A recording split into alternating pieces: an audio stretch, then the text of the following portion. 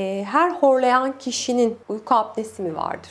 Evet, ikisi birbiriyle bağlantılı. Hayır. Her horlayan kişinin apne ihtimali vardır. Apnesi olan her kişinin horlama ihtimali vardır. İkisi birbiriyle ilgilidir. Çünkü üst solunum yolu yapısıyla ilgilidir bu.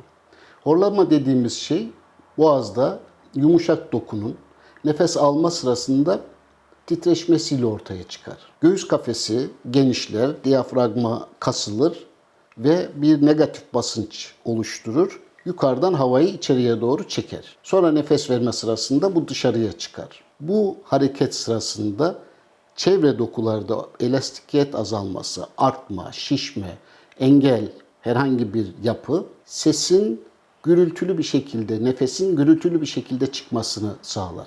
Bu yumuşak dokunun birbirine değmesiyle ortaya çıkar ve biz buna horlama diyoruz.